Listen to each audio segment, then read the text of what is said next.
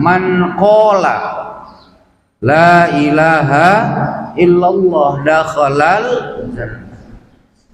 Siapa orang yang mengucap la ilaha illallah dakhalal jannah. Makanya kalau Pak Imam ngajak mengucap la ilaha illallah itu yang mengucap la ilaha illallah gitu Pak. Jangan hanya ininya aja yang goyang, ininya tak ngucap. Paham Pak ya?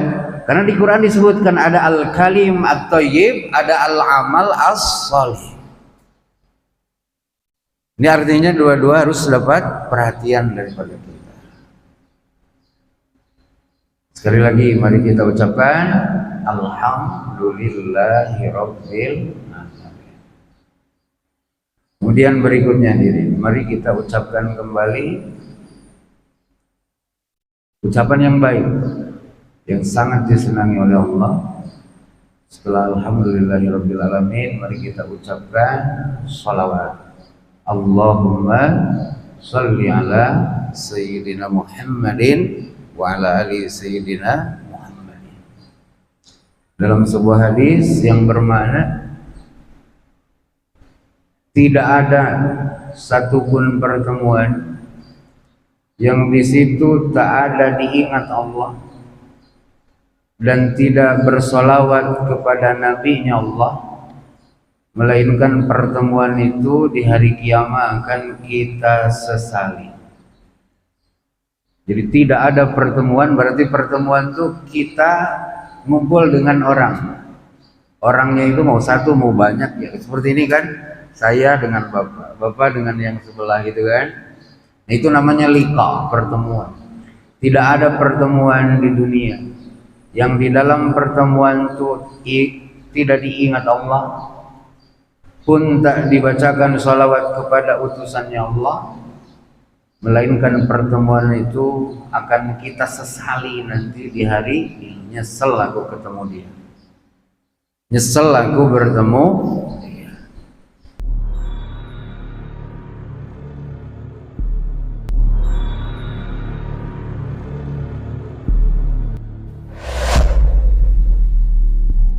Assalamualaikum warahmatullahi wabarakatuh.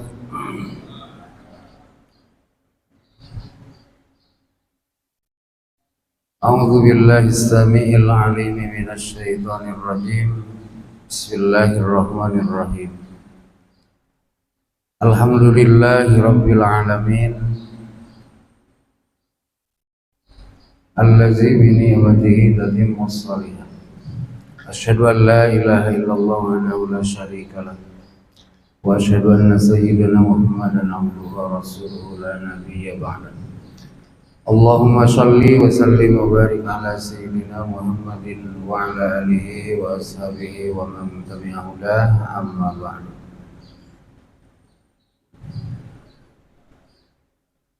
Allahumma inna na'udzu bika min ilmin la yanfa'u wa min amalin la yarfa'u wa min qalbin la yakhsha'u wa min qawlin la yusma'u. Yang saya muliakan Ketua beserta seluruh jajaran kepengurusan Dewan Kemakmuran Masjid Besar Al-Uswah, yang saya muliakan para alim, para imam, para orang tua, muslimin, muslimat, shaimin, shaimat, rahimakumullah. Bersama-sama mari kita ucapkan terlebih dahulu alhamdulillahirabbil alamin. Segala puji bagi Allah, Tuhan pencipta alam raya.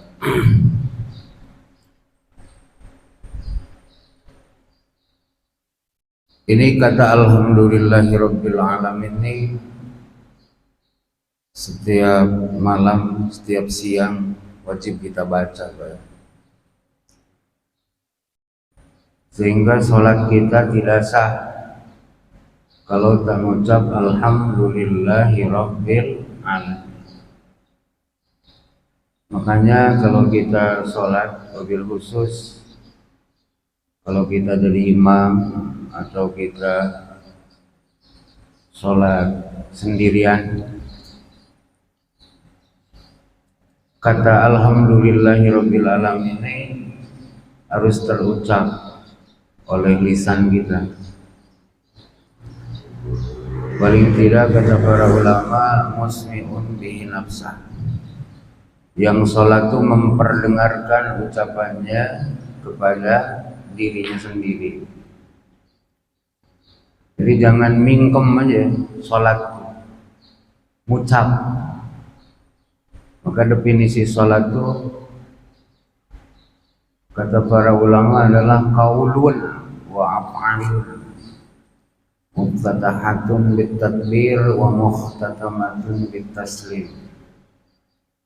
Ucapan dan perbuatan yang diawali dengan ucapan takbir dan diakhiri dengan ucapan salam. Jadi pembuka sholat itu ucapan, penutup sholat juga ucapan. Bapak lihat di surah Fatir ayat 10 ya. Allah menyampaikan ilaihi yas'alu al-kalimut thayyibu wal amalus shalihu yarfa'uhu. Kepada Allah sajalah naik kalimah-kalimah baik, dan perbuatan-perbuatan baik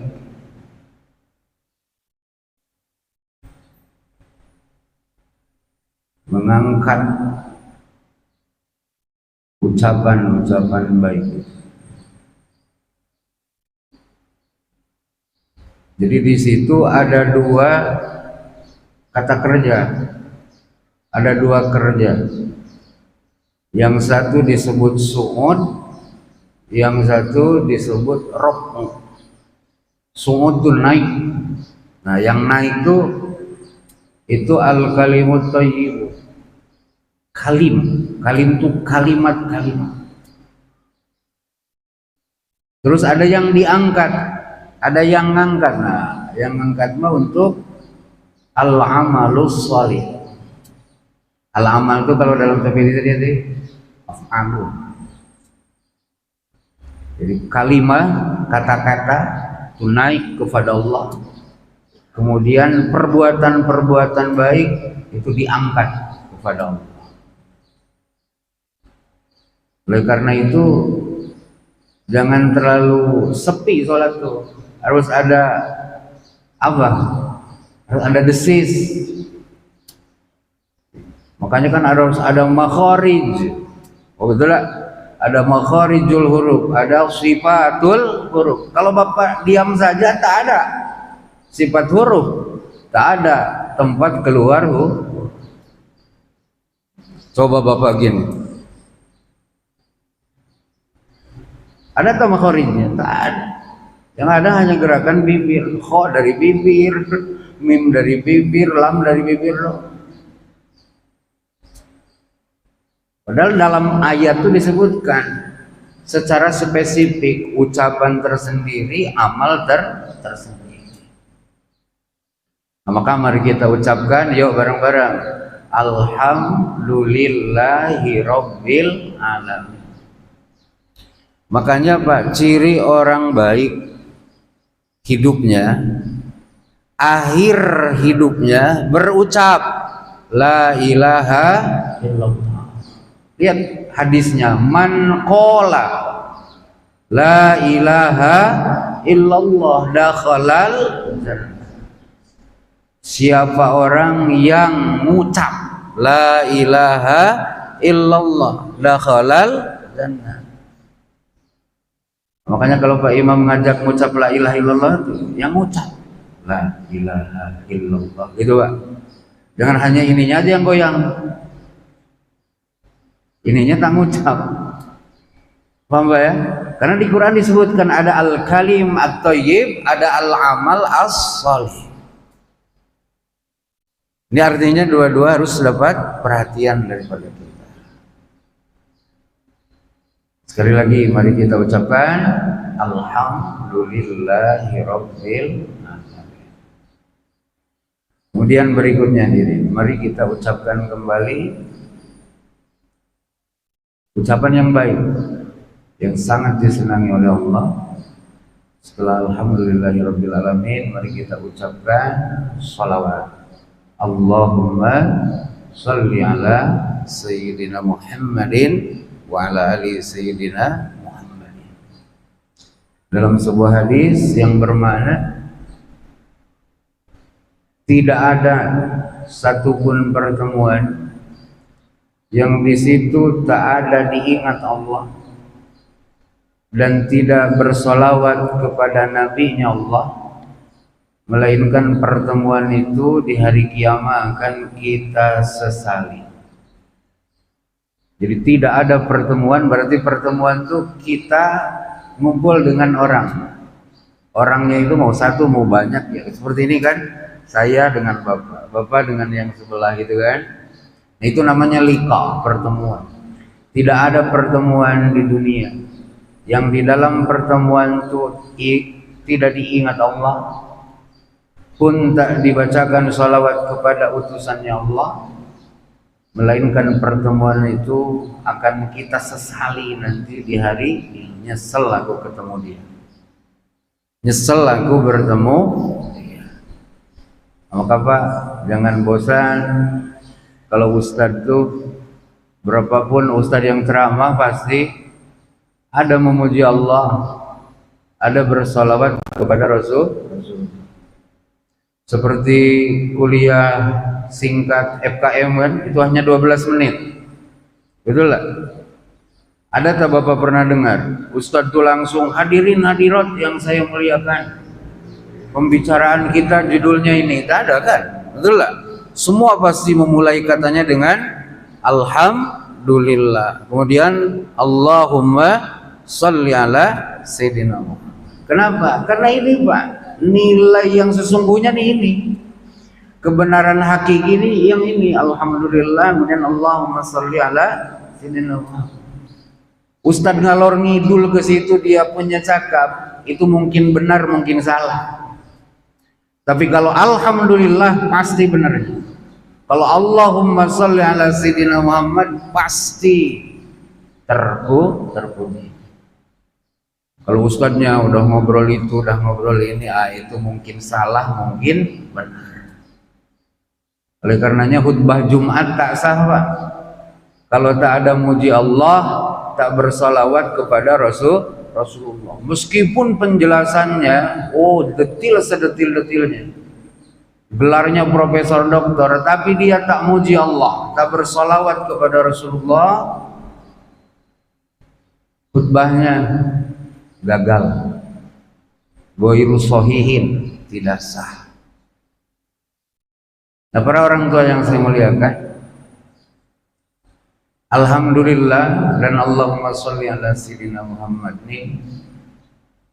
ini adalah isyarat ya bahwa pengabdian hidup kita di dunia kepada Allah tidak akan diterima oleh Allah Azza wa Jalla kalau kita tidak bersandar kepada Allah dan kalau kita tidak mengikuti Rasulullah sallallahu alaihi wasallam. Kalau kita tidak bersandar, tidak bertawakal kepada Allah, tidak mempercayai kesempurnaan Allah, tidak mengikuti cara hidupnya Rasulullah, itu berarti tanda ada kegagalan hidup dalam diri kita.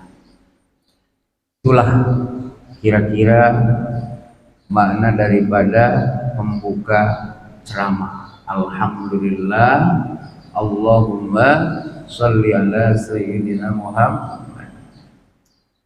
Berikutnya hadirin yang saya muliakan,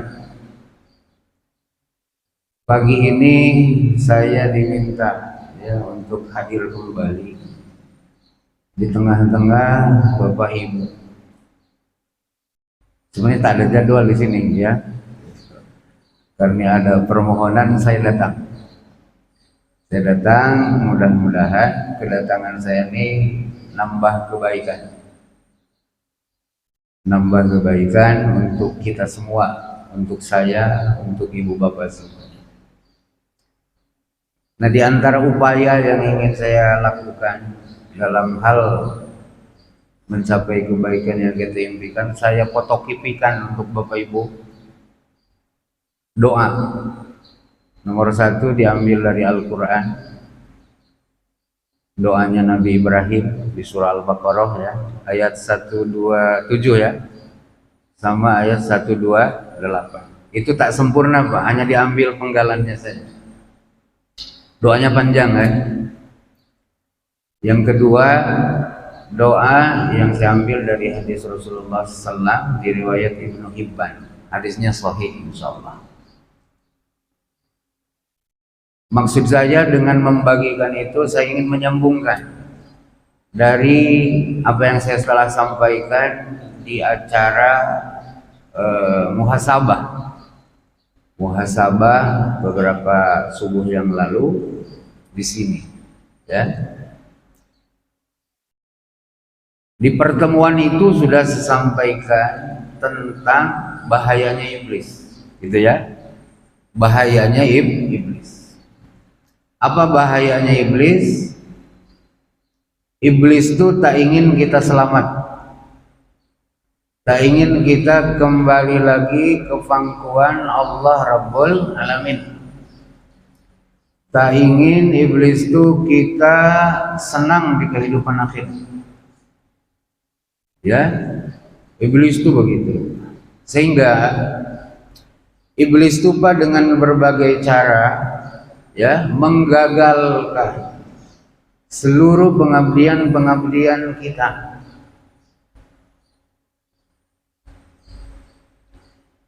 Iblis itu menggodanya bagaimana supaya kita tak iman. Bagaimana kalau iman tak bisa dicegah agar kita setelah iman itu tak salat, tak zakat, tak puasa, tak haji, ya, tak baiklah dalam hidup. Andai pun kita gagal digoda oleh dia, digagal untuk tak sholat, masih sholat. Digagal untuk tak zakat, masih zakat. Digoda untuk tak puasa, masih puasa. Digoda oleh iblis kita untuk tak haji, tak umroh, masih kita pergi umroh. Maka dia tak berhenti Pak. Dia menggoda kita bagaimana ini haji yang dah kita buat, ini salat yang kita telah lakukan, ini puasa yang telah kita jalani, tak diterima Allah. Maka dia nusuk Pak, dia nusuk ke dalam, ke arah yang paling sensitif. Ya, kalau tak sholat jelas tuh, tak nampak kan, tak buat, tak gerak gitu kan, tak ngomong kan. Nah, kalau itu tak bisa dibuat oleh iblis, kita tetap aja bergerak, bertakbir gitu ya, beruku, bersujud, berfatihah, bersyahadah, bersolawat. Nah, dia akan menggagalkan kita punya pengabdian itu dengan cara apa? Masuk ke dalam inti daripada ibadah. Dikejarnya hati kita. Di situ dibuatnya berbelok kita punya keyakinan. Seharusnya hati kita nih punya keyakinan kan, bahwa ini ibadah nih adalah anugerah dari Allah, gitu, pemberian dari Allah, nikmat dari Allah. Dibelok sama iblis. Awak jangan punya keyakinan itu, keyakinan bahwa yang baik ini awak sendiri, ini hasil karyamu, ini prestasimu, gitu Pak. Ini kan keyakinan yang salah, betul lah, keyakinan yang salah. Sehingga kita sendiri tak bisa mendeteksi itu, Pak. Tak bisa mendeteksi itu. Awak yang baik, awak yang punya kerja, terus diri kita. tak pernah kita menyambungkan ketaatan itu datangnya dari Allah. Awas tuh, itu yang diserangnya apa? Bukan fisik kita. Itu yang diserang itu adalah bagian terinti dari kita manusia, yaitu hati. Nah, maka Imam Al-Ghazali ya mendefinisikan ujub ya, yang sudah saya sampaikan di pertemuan sebelumnya. Kata beliau, ujub itu adalah isti'dhamun ni'mati warrukunu ilaiha ma'anis yani idhafatiha ilal mun'imi. Ini penting Pak ya, ini penting. Jadi kalau kita selama ini nganggap dosa itu tak sholat, tak zakat, tak haji padahal mampu, tak puasa padahal tak sakit, gitu kan? Berzina, main riba, kemudian berjudi, minum khamar. Nah, kita harus punya keyakinan bahwa ada dosa selain yang kita ketahui yang ada di dalam hati kita, yang bisa menghancurkan nilai kebaikan kita. Apa diantaranya? Yaitu diantaranya ujub. Apa tadi? Ujub. Apa itu ujub? Kata Imam Ghazali, ujub itu kamu terpukau dengan nikmat. Oh, terpukau itu apa? Terperangah. Terpukau. Hebat. Oh, gitu.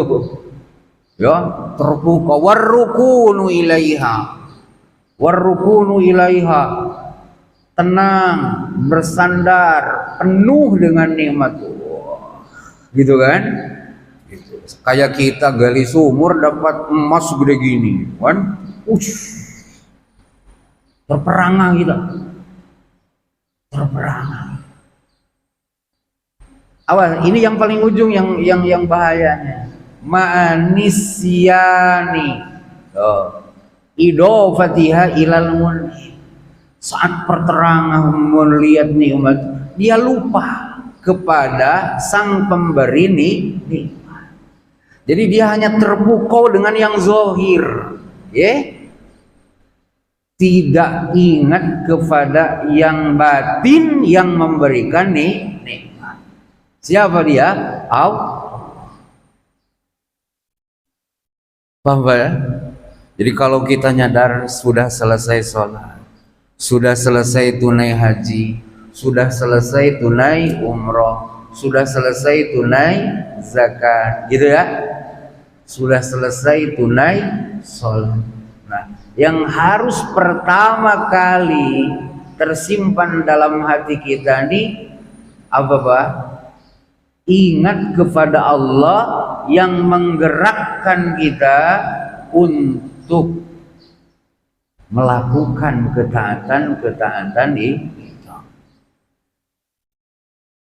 Nah ini Pak, kalau kita setelah sholat itu tak ingat, apalagi sampai tak berterima kasih, betul? Ingat pun tidak kepada Allah yang memberikan nikmat bisa sholat, yang memberikan nikmat bisa puasa, yang memberikan nikmat bisa haji, bisa zakat, bisa zikir. Wah ini Pak, ini kegagalan. Zahirnya sukses, tapi batinnya gagal. Zahirnya sukses, batinnya gagal. Nah maka Pak, manusia nih punya dua dimensi. Ada manusia dimensi dohir. Nah ini Bapak lihat kan saya gerak-gerak. Nah ini dohir saya. Saya ngomong sehingga suara saya terdengar. Nah ini zohir saya. Kayak Bapak tadi berdiri sholat itu zohir nama. Ruku zohir nama. Sujud, baca Fatihah itu dimensi dohir dari ibadah. Nah dalam bahasa agama disebutnya to'at. To'at. Kemudian manusia pun ada dimensi batinnya, yaitu ruhnya. Nah ini dimensi batinnya. Bapak lihat ruh, Ibu lihat ruh.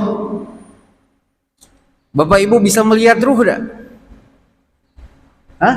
Tidak. Tapi Bapak yakin ada ruh tuh? Yakin. Paham ya? Nah, ada ibadah yang dimensinya tak zahir, tersembunyi dia, batin. Itu yang nempel di kalbu kita. Paham ya?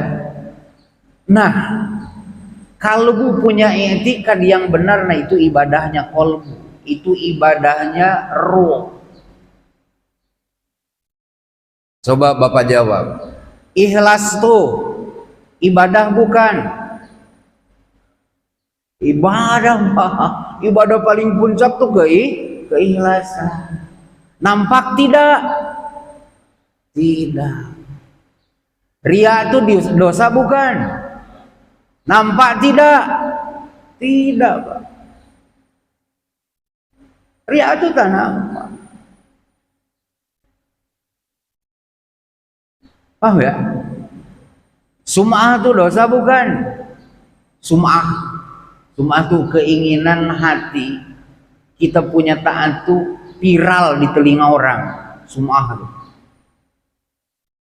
Sehingga kalau dia baik tak tersebut, tak terabsen oleh orang, ada apa Bapak ini? Orang disebut aku tidak. Nah, itu tanda bahwa kita ibadah kemarin tuh nak sum'ah, nak cari nama di telinga orang.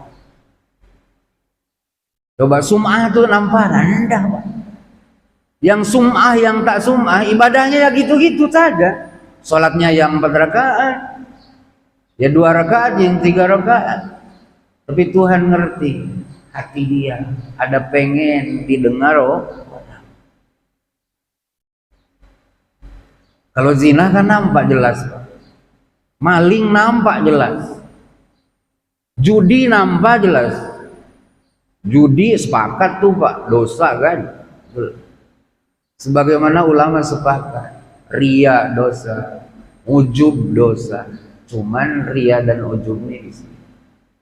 Bahkan ulama menyebut Pak, ujub ini lebih bahaya daripada ria.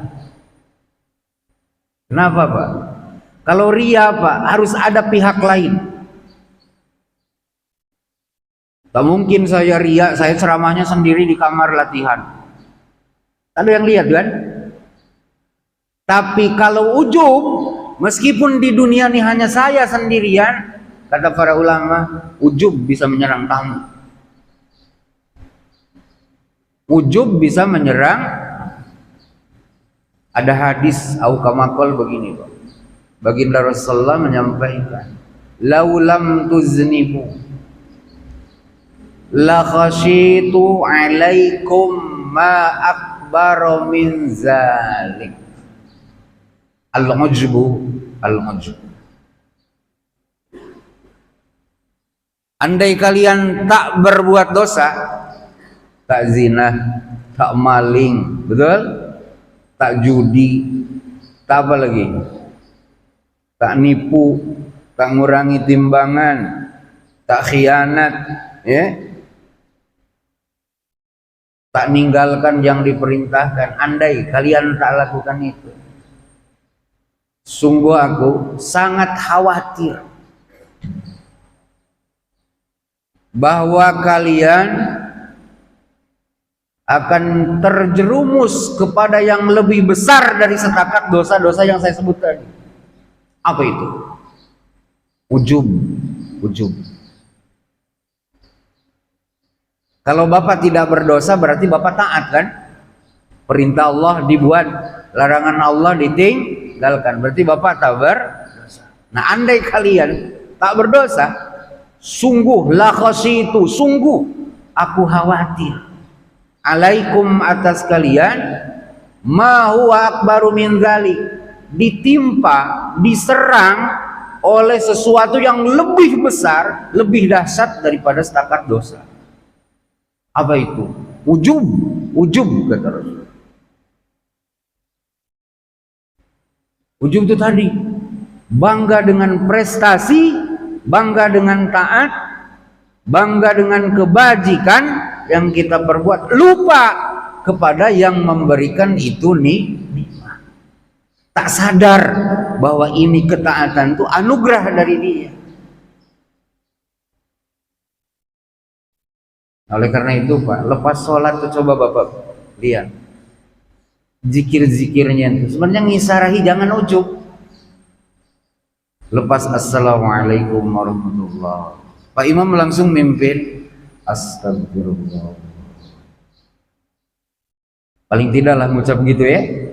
Kalau kayak Pak Imam lebih lagi astagfirullahaladzim allazi la ilaha illa huwal hayyul qayyum wa atubu ilaih.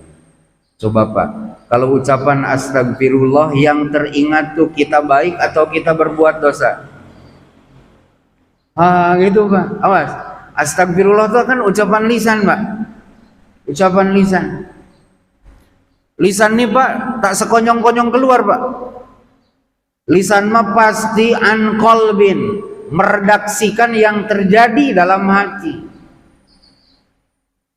Maka kata Imam Fakhruddin Ar-Razi dalam tafsir beliau ketika beliau menafsirkan ayat yang saya baca di awal tadi, ilahi yas'adu al-kalimut thayyibu wal amalu salihu yarfa'u. Kata beliau, kalam itu tidak muncul dari insan illa an qalbin, kecuali datang dulu itu ke dalam hatinya. Datang dulu ke dalam hati. Bapak bisa tak ngebayangin saya bicara dah berapa menit nih? Saya hitung dah hampir 25 menit. Bapak terpikir dah bahwa saya ngomong tak pakai hati? Tidak kan? Kalau saya ngomong tak pakai hati, kira-kira kata perkataannya nyambung enggak? Tidak. Dan ini pernah saya alami. Saya dulu pernah ngajar Pak, sambil kuliah ngajar ngaji. Subuh tuh saking ngantuknya, saya masih ngajar, tapi tertidur. Apa yang saya kaget? Anak-anak ngaji saya tertawa semua. Sekali saya tanya kenapa, cakap Bapak tak nyambung. Kenapa? Karena saya ngomongnya tidak an qalbi, tidak bermula dari hati. Nah, astagfirullah ini kan ucapan Pak, ucapan. Pasti ucapan itu didasari dulu oleh perasaan hati. Paham Pak? Nah, oke. Sebagai analogi yang gampang, saya ketemu sama Pak orang tua kita Pak Dadang, ketemu di Hang Lekir. Beliau kenal saya kenal beliau. Pertemuan terakhir saya dengan beliau di asrama haji misalnya dulu, waktu saya nikahkan, beliau menjadi saksi. Saya simpati dengannya, beliau simpati dengan saya juga. Ketemu saya di pasar rakyat tuh dekat Hang Lekir. Dia nanya saya, Pak Rustam, apa kabar? Saya jawab, baik Bapak. Bapak gimana kabarnya? Coba Pak, bisa tak Bapak ngebayangin beliau nanya saya, Pak Rustam apa kabar? Hatinya tak melatar belakangi omongannya. Tak mungkin kan? Pasti ada latar belakang apa? Saya simpati dengan dia, sehingga perlu saya mengapresiasi rasa simpati itu gimana caranya. Maka beliau memilih kata untuk mempertontonkan isi hatinya. Karena beliau simpati dengan saya, tak ada bencilah simpati itu paling tidak, tak ada dendam. Apakah beliau memilih kata-kata ini nampaknya yang tepat? Rustam apa kabar? Karena saya pun sama, tak ada kebencian kepada beliau. Jawaban saya apa? Baik Pak, Bapak gimana? Baik, alhamdulillah. Tuh, paham Pak ya? Coba kalau saya benci dengan beliau, kata beliau, apa kabar Pak Rustam? Kira-kira apa yang banyak kemungkinannya saya merefleksikannya itu dengan diam, pura-pura tak dengar. Atau saya menjawabnya dengan kata-kata yang tak membuat beliau senang. Ah, banyak cakap kau. Paham enggak? Paham, Pak? Nah, astagfirullah ini ucapan, Pak. Ucapan.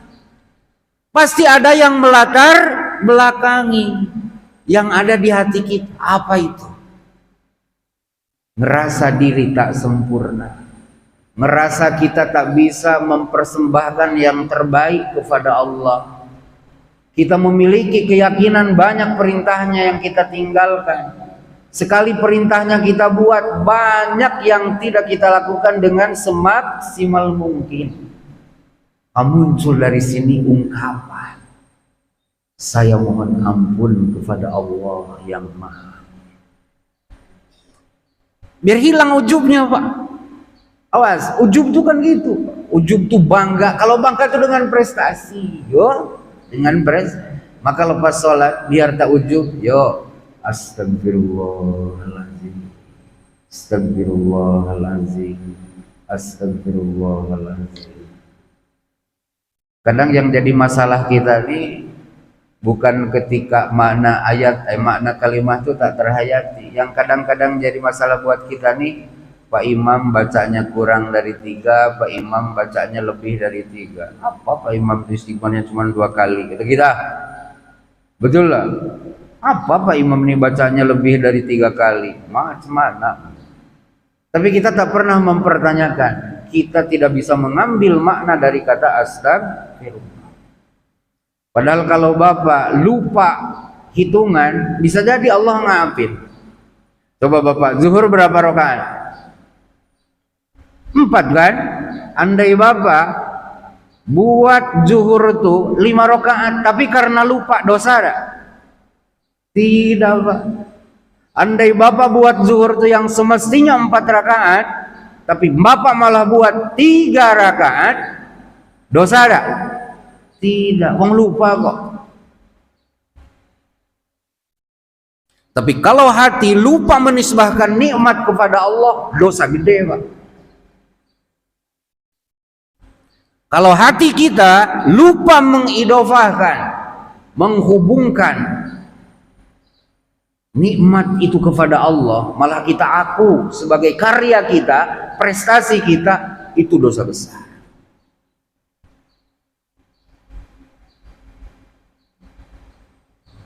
Nah ini Pak, kenapa saya penting ulang-ulang ini? Kemarin saya sudah panjang Pak cerita ujub, tapi merasa bahwa masih banyak tentang ujub yang penting untuk kita ketahui. Sampai Rasul bersabda seperti tadi, laulam tuznibu la khasitu alaikum ma huwa akbaru min zalik al-ujubu al-ujubu. Andai kalian semua tak berdosa, perintah dibuat, larangan ditinggalkan, aku sungguh sangat khawatir kalian akan diserang dengan yang lebih hebat daripada dosa. Apa itu? Ujub, ujub, ujub. Bangga diri, bangga diri, bangga. Lepas itu, lepas sholat apa lagi yang kita baca? Allahu Akbar. 33 kali Pak Tanangku. Yang besar itu Allah Tuhanmu, bukan awak yang sholat, bukan awak yang zikir. Alhamdulillah 33 kali. Yang terpuji itu Allah, bukan awak yang mengucapkan alhamdulillah, bukan awak yang salat, bukan awak yang tunduk patuh kepadanya. Yang terpuji itu Dia. Lepas itu apa? Subhanallah, Maha Suci Allah, yang sempurna, tak ada kurang, tak ada aib, itu hanya Allah. Kamu tidak. Subhanallah itu kan Maha Suci Allah, mengisnadkan subhana kepada Allah, menyandarkan kemahasucian hanya milik Allah. Maknanya yang sempurna, tak ada cacat itu hanya satu, Pak, Allah. Kita tidak subhana, tidak maha suci. 33, Pak. Awas sekali lagi, Allahu Akbar itu ucapan. Berarti ada yang melatar belakangi dulu dari hati. Subhanallah itu ucapan. maka ada yang melatar belakangi dulu dari hati. Alhamdulillah juga ucapan. Nah gitu Pak, yang melatar belakangi Allahu Akbar karena kita yakin yang maha hebat Allah doang. Ngucapin subhanallah karena yang bersih dari cacat itu hanya Allah, kita tidak. Nah, maka kita mengungkapkan itu. Nah inilah ucapan-ucapan yang abadi, yang hakikat. Subhanallah, alhamdulillah, Allahu Akbar. Nah apa yang saya sampaikan dalam tulisan tadi, nah itu sama Pak, itu ucapan, ya, ucapan sebagai jewantahan dari isi hati kita. Saya di nomor 1 menulis doa Nabi Ibrahim dan doa putra beliau Nabi Ismail. Ketika Nabi Ibrahim, ketika putra beliau Ismail telah membina bangunan Ka'bah itu kan, beliau setelah itu bermohon kepada Allah. Kan membina Ka'bah itu kan perintah Allah.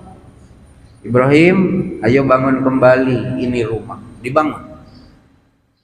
Perintah tuh untuk beliau. Kalau kita tak dapat perintah membangun Ka'bah, awal jangan nanti kita 220 orang pergi ke Mekah kan hajian Indonesia, dibongkar Ka'bah itu. Ngapa awak bangun bongkar Ka'bah? Aku nak jelmakan ayat tuh, membangun Ka'bah kembali. Ah itu tak kenal. Yang kena perintah itu Nabi Ibrahim saja.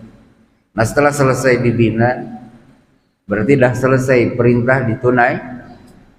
Apa yang terjadi dalam gejolak hati Nabi Ibrahim?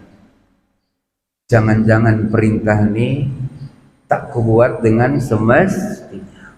Gitu Pak, ada kerisauan. Karena beliau sangat mencintai Allah.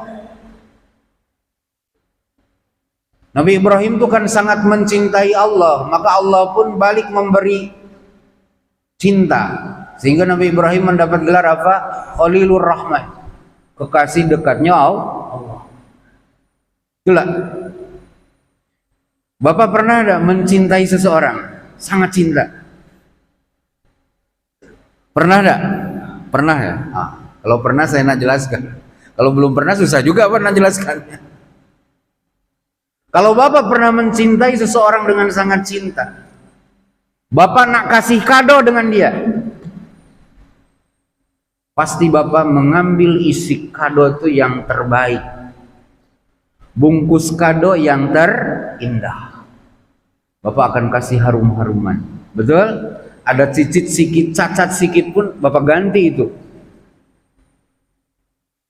Setelah Bapak berikan kepada orang yang tercinta ini, apakah Bapak, orang tercinta nih, gimana ungkapannya? Mohon maaf ya, kalau kado ini tidak layak kamu terima. Betul lah? Kamu ini begitu kucintai. Betul lah? Kamu tuh begitu kucintai. Aku berikan kado ini. Kita tetap masih merasa kado ini kurang. Maka nanti tahun depan ketika Bapak cintanya masih selevel tahun kemarin atau lebih naik lagi, kado yang samakah yang akan Bapak berikan atau kado yang lebih baik? Kado yang lebih baik. Kenapa Bapak memberikan kado yang lebih baik? Karena Bapak merasa kado tahun kemarin tak sempurna. Maka beliau berucap, Rabbana taqabbal. Karena merasa di situ ada kurang, beliau bermohon dengan Allah, ya Allah, ku persembahkan apa yang kau perintahkan telah aku lakukan, tolong terima. Kalau ada mohon tolong terima itu ada kekhawatiran tak diterima. Kalau dah pede diterima Pak, tak banyak cakap. Nih, kenapa dah pede? Dah pede. Makanya Pak, kalau orang punya mobil, betul? Nah dirental sama orang, tadi malam sudah diservis sama dia kan?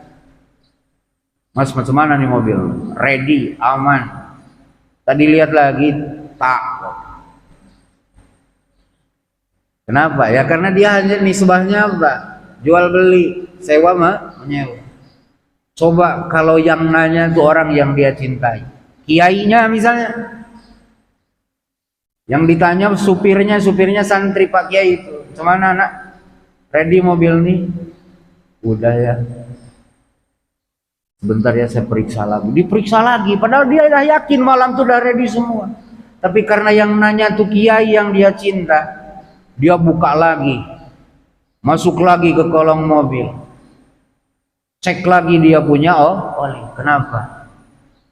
Yang nanya dia orang yang dia cinta. Rabbana taqabbal minna innaka antas samiul alim. Coba silakan baca. Rabbana taqabbal minna innaka antas samiul alim. Rabbana taqabbal minna innaka antas samiul alim.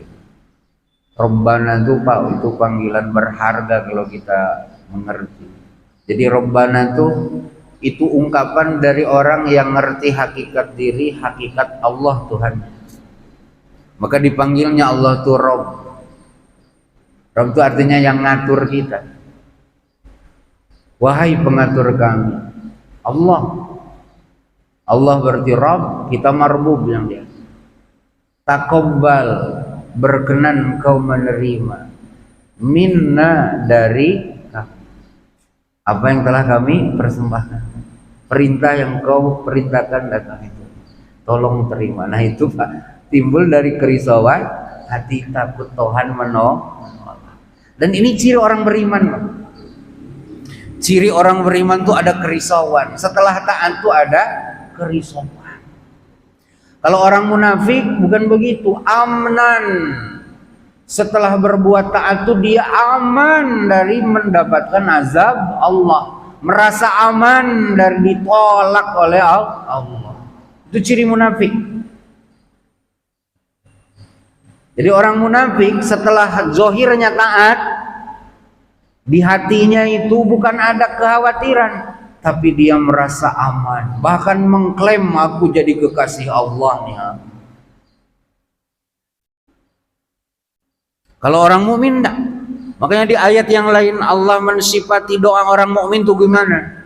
Tad'unana raghaban wa rahaba. Kalian memanggil aku dalam keadaan berhadap dan dalam keadaan takut. Berharap dan takut. Berharap karena Tuhan maha baik, takut karena Tuhan pun maha pemaksa, maha besar, maha pembalas. Paham Pak ya? Dan dirinya memiliki kemungkinan untuk mendapatkan itu dua-dua. Disayangi mungkin, dibalas kekurangannya pun mungkin. Kalau kita masih merasa takut dengan keperkasaan Allah, kita takkan merasa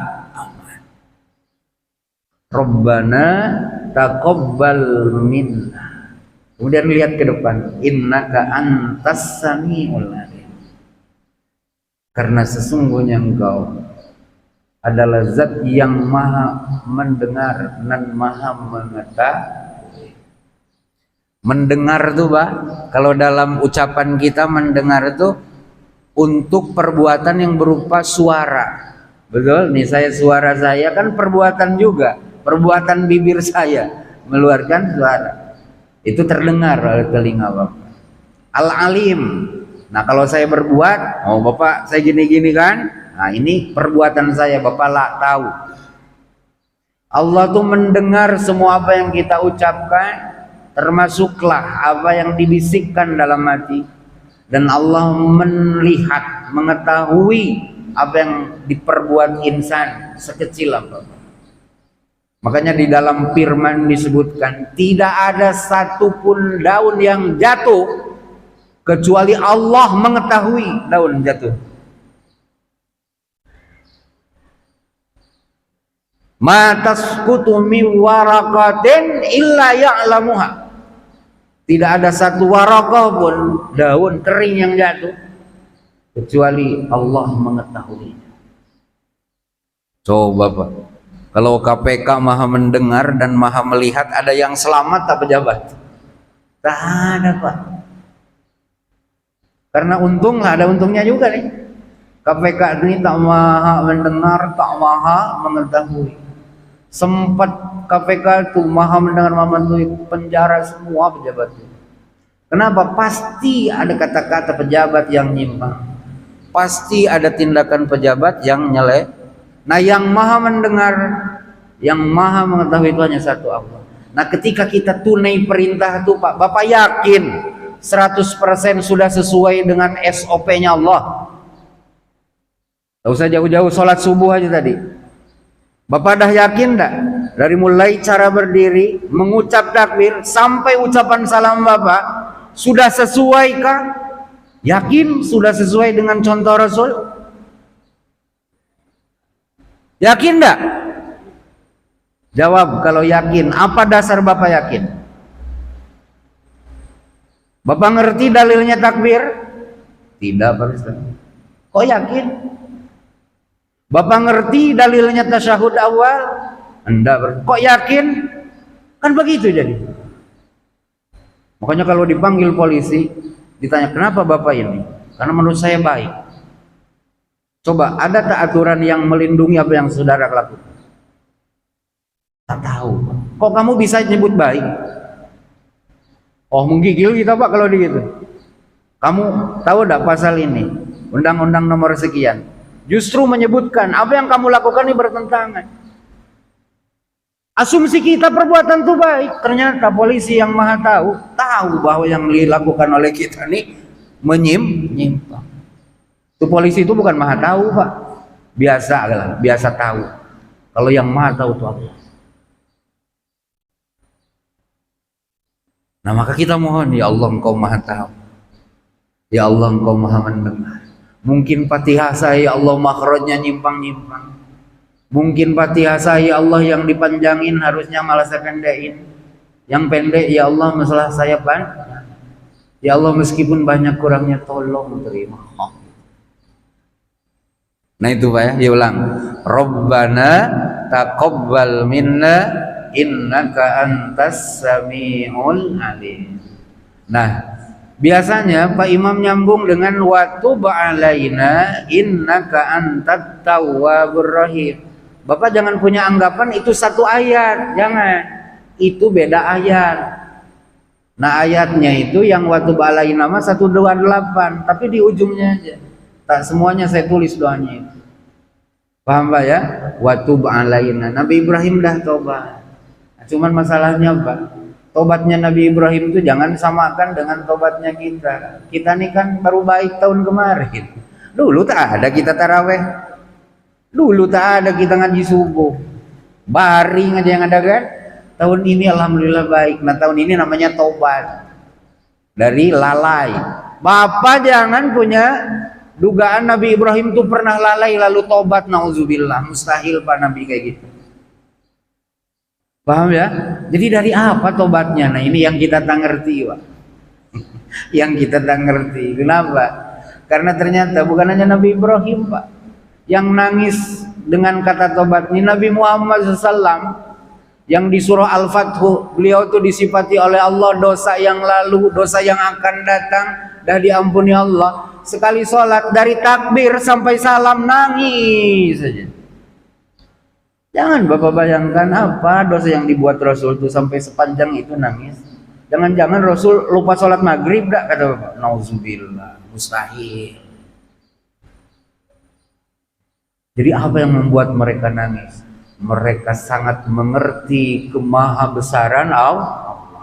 Itu, Pak, yang buat mereka berlinang air. Nah, yang kedua, Pak, yang di tulisan saya itu dalam hadis, ya. Dalam hadis, di situ Rasulullah memberi contoh doa kepada kita, ya, bahwa kita nih harus minta perlindungan kepada Allah dari 4 hal. Satu, dari ilmu yang tak bermanfaat. Ini kayak cakap saya nih kan, andai yang saya cakapkan nih ilmu, tapi tak saya buat, wah, Pak, jadi azab untuk saya sendiri. Atau Bapak ngerti, tapi tak Bapak praktekkan. Kita kan cerita ujub nih. Selepas sholat, setelah ibadah-ibadah itu malah ujub juga. Bahkan saya lagi ceramah pun ujub juga. Nah, ini namanya ilmu yang tak bermanfaat. Ini akan jadi bumerang, Pak. Ilmunya ini tuh bukan jadi hujah yang membuat dia ringan di akhirat, tapi ilmu macam ini akan membuat dia lebih dalam, tenggelam dalam murka Allah. Yang kedua, Rasul minta dengan kita, ayo mohon perlindungan Allah dari amal yang tak diangkat. Wal amalu shalihu yarfa'u. Amal salih yang tak diangkat, tak diterima oleh Allah. Kita sudah pede di sini, aduh kita dah buat banyak kebaikan. Di akhirat senang kata kita kan. Dari mulai A sampai Z dah kita buat. Sekali ke akhirat ngemplos Pak, kosong kayak balon, tak ada isi. Ternyata bukan zohirnya yang tak tepat, tapi batinnya yang salah dan cacat. Ada riaknya, tak ada ikhlasnya, ada uzubnya, dan sebagainya. Dan yang ketiga, berlindunglah kalian dari hati yang tak tunduk kepada Allah. Dan yang terakhir, berlindunglah kepada Allah dari qaul, maksudnya doa la yusma, yang tak diijabah oleh Allah. Doa tak diijabah itu Pak karena busuknya zohir dan busuknya batin kita. Di antara busuknya batin kita dalam berdoa itu apa? Bapak sanksi Allah bisa kabulkan apa yang kita minta. Misalnya nih, kita nih sekarang rumah masih ngekos, kerjaan kadang ada, kadang tidak, betul lah. Kemudian kondisi negara pun lagi efisiensi, nyari kerja sana susah, nyari kerja sini susah, sekali dapat kerja upahnya minim. Terus Bapak minta, ya Allah berikan rezeki kepada saya yang halal lagi baik. Tapi dalam hati Bapak ada pertanyaan, bisa tak ya Allah ijabah doa saya sementara kondisi saya begini, kondisi negara kayak gini? Nah itu namanya apa? Berdosa dalam doa. Ngerti ya? Berdosa dalam doa. Kenapa? Bapak nganggap cemen sama Allah, masih dicurigai, bisa tak ya? Awas Pak, itu dosa gede Pak. Suuzon billah namanya. Buruk sangka dengan Allah, nyemeh Allah, ngerendahin kudrahnya Allah, itu dosa gede. Nah di antara penyebab doa tak diijabah Tuhan tuh gara-gara hati kitanya macam itu. Makanya Rasul ingatkan, ud'ullah wa antum muqinuna bil ijabah. Ayo minta dengan Allah. Tapi catatan kata Rasul, saat minta itu kamu harus yakin Tuhan mampu menjelmakan apa yang kamu minta itu. Jangan masih sanksi. Ya untungnya juga lah ya, banyak doa Pak Imam yang tak kita paham artinya. Betul lah. Betul lah. Sempat ngerti semua, banyak yang kita sanksi, bisa tak ya Allah, bisa ya Allah. Untung tak paham, betul lah. Amin aja, ngemplos aja hati, amin, amin kata gitu. Allah, memang bodoh tuh kadang penting Pak. Betul lah. Bodoh nih kadang penting. Sesuatu yang tak kita buat karena kebodohan masih dimaafkan lah Pak. Betul lah. Subhanallah. Mudah-mudahan lah ya Allah memaafkan kita. Amin ya rabbal alamin. Aduh Pak, udah lewat 20 jam 7. Bapak nak suruh mungkin tak? Saya mohon maaf yang sebesar-besarnya. Semoga Allah mengampuni kita semua. Mohon maaf Pak ya, kita sebentar lagi lebaran. Saya 2 pertemuan di sini.